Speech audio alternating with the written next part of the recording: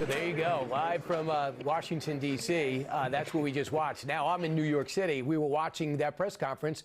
I think JD Vance is jealous. I think the president wants to use him as a running mate. They really got along fantastic. Hi, everyone. I'm Brian Kilmeade, lucky enough to fill in for Will Kane. You just saw it, President Trump and New York City Mayor-elect Zohran Mamdani. I'm a never Trump guy. I never liked him. It makes you think that at a fundamental level, this is sort of a he said, she said, right? And at the end of the day, do you believe Donald Trump, who always tells the truth? Just kidding. Or do you believe that woman on that tape? I cannot stand Trump because I think he's a fraud. Well, I think he's a total fraud that is exploiting these people, who is a total fraud. Like you said, I agree with you on Trump because I don't think that he's the person. I don't think he actually cares about. JD Vance assumed he could take aim at Jimmy Kimmel without consequence. He miscalculated. The late-night host didn't just respond. He dismantled the vice president with evidence, direct quotes, and a nickname likely to stick with Vance throughout his political career. And truthfully, Vance set himself up for this. Here's the backstory. After Kimmel was suspended from ABC in September 2025, which we'll unpack shortly, Vice President Maybelline was making the rounds, attempting to defend his boss and the chairman of the FCC with a new fairy tale even a 5-year-old wouldn't believe. Celebrities are rallying to his cause, saying this is a First Amendment assault being carried out by the FCC, Brendan Carr, and by the President of the United States himself. And to that, you say? Well, there are two things. First of all, I'd like them to tell me exactly what Brendan Carr did to have Jimmy Kimmel taken off the air, because number one, he is currently on the air, and to the extent that he isn't in certain stations, it's because he's not funny and because his ratings aren't very good.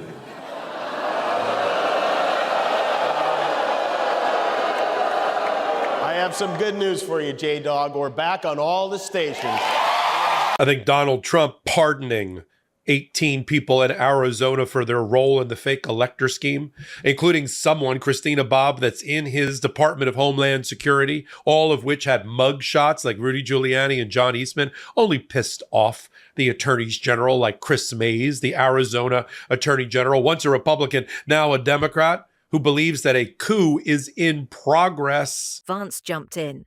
Appearing on Fox News with Laura Ingraham, he smugly claimed Kimmel wasn't taken off the air due to government interference. Instead, Vance argued it was because Kimmel wasn't funny and his ratings were poor. That's the line he chose to deliver on national television about a host with more than 2 decades of experience. A serious misstep. Because when Kimmel returned, he came out swinging.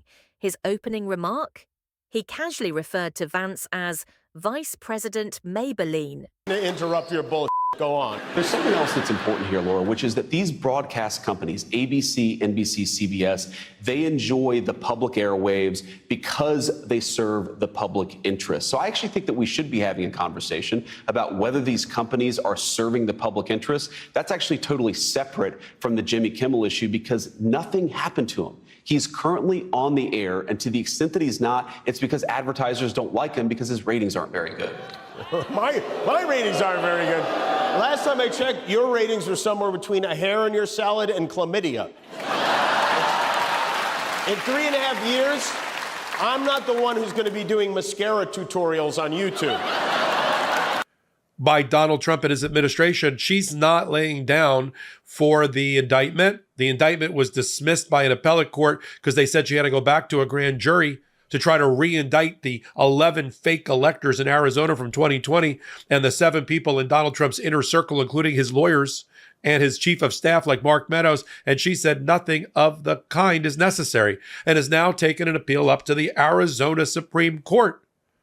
Yes. The aftermath of 2020 is still going on. It's lived every day. It's a lived experience by the attorneys general, the 23 Democratic ones, who have bound together and talk every other day about the way to defeat Donald Trump. Looking straight into the camera, Kimmel added, "My ratings aren't very good. Last time I checked, yours were somewhere between a hair in your salad and chlamydia." The audience erupted, but Kimmel wasn't finished. He followed with, "In 3.5 years, I won't be the one posting mascara tutorials on YouTube." Then he asked how the country ended up with a president and vice president who wear more makeup than Kylie Jenner and Lady Gaga combined. The eyeliner jokes have trailed Vance since his national debut. You wind up with a president and a vice president who wear more makeup than Kylie Jenner and Lady Gaga combined. There is definitely an element of Donald Trump's support that has its basis in racism or xenophobia.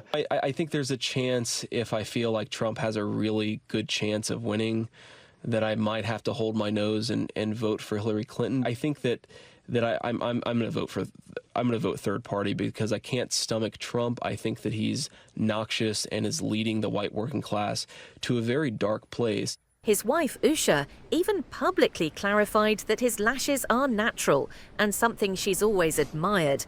Still, the internet turned it into a running gag. Kimmel's show elevated it further by casting Haley Joel Osment, the actor from The Sixth Sense, to portray Vance in recurring sketches. They put him in heavy eyeliner, handed him a Diet Mountain Dew, and had him introduce himself with, "On behalf of my wife, Usha, who I assure you exists, and my children, I believe there are two, welcome." The parody was cutting. And it isn't just random MAGA nuts and sweaty Teddy doing this. Trump's own running mate, JD Vance, is the main source of this nonsense. He's been talking about this in speeches. He's been posting about this as much as he can. The city of Springfield, in his state, Ohio, says there have been no credible reports of Haitians eating pets. But JD Vance, who wants to be vice president of the United States, keeps bringing it up. And CNN asked Vance's office why he is pushing such a blatant lie. They said Senator Vance has received a high volume of calls and emails over the past several weeks from concerned citizens in Springfield. His tweet is based on what he is hearing from them. Oh, he's getting calls. I didn't know he was getting calls. Now it makes sense. I guess all you have to do to get JD Vance to start spreading crazy things around is make calls. This, by the way, is the direct line to his office, 202-224-3353. Whatever you do not call that number to tell JD Vance that rainbow sprinkles at Baskin-Robbins turned your kids gay, okay? Please, do not distract the senator with this kind of silliness. He has Haitian cat eaters to stop. Kimmel kept bringing Osment back repeatedly. And if you're watching this without subscribing, now's the time. We're breaking down every detail the mainstream outlets gloss over. Hit subscribe and tap the notification bell so you don't miss what's next. But here's where things get more serious. The feud between Kimmel and Vance isn't just about ratings or eyeliner jokes. It runs deeper. Let's rewind to September 2025. Kimmel made remarks about the assassination of conservative activist Charlie Kirk, and the Trump administration reacted strongly. Pressure on JD Vance tonight. JD Vance hasn't been under a microscope like this since his wife asked him why the couch was so sticky. But Trump had good advice. He told him, just have fun. And you know what? It seems like he did. I want to answer the question, but I want to actually give an introduction to myself a little bit because I recognize a lot of Americans don't know who either one of us are. That's how you get the single cat ladies back on your side. You know, in some ways, you can't help but you kind of feel sympathy for JD Vance having to defend Donald Trump, who he himself openly denounced. It's kind of like being Diddy's defense attorney, you know? FCC Chairman Brendan Carr, appointed by Trump, went on a conservative podcast and said ABC needed to act against Kimmel. His words, "We can do this the easy way or the hard way." Within hours, ABC suspended Kimmel indefinitely. When asked about it, Vance tried to minimize the situation. He described the FCC chairman's threat as a joke on social media. That's the direct quote. CNN fact-checked him and confirmed Carr's comments were entirely serious. And this is just the latest example. Some people might have thought, wasn't there a fake elector prosecution in places like Arizona and Wisconsin? Yes. And this one is going to be revived based on what my reading is of the new Supreme Court petition that was just filed by Chris Mays' office. I also, spoiler alert, I also had the great honor and pleasure of briefing and debriefing Chris Mays, the Attorney General of Arizona, in the last 72 hours about this particular case. Now, I didn't want to put her on the spot because she had not yet publicly made the decision, but she is very, very definitive about why she feels it's necessary from the moment she gets up in the morning and brushes her teeth till her head hits the pillow at night to fight back against this lawless, rogue president. In fact, both candidates were pretty darn polite to each other. First of all, Tim just said something that I agree with. I agree. And I actually think I agree with you. I actually agree with Tim Walz. I agree with a lot of what Senator Vance said. Governor, I agree with you. I agree with that. And I think that Governor Walz and I actually probably agreed. Well, Trump is not going to like that at all. You're in a lot of trouble, JD.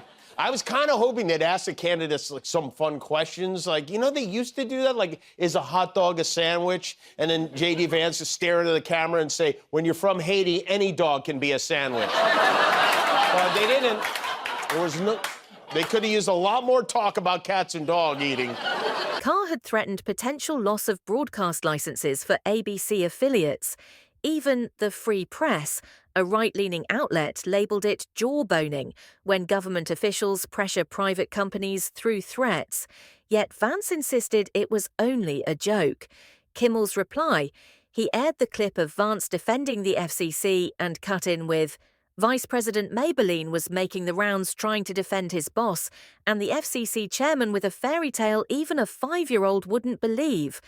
Then he added, sorry, didn't mean to interrupt your story. Go on? The reality is, Kimmel returned from suspension stronger than ever, drawing over 6 million viewers.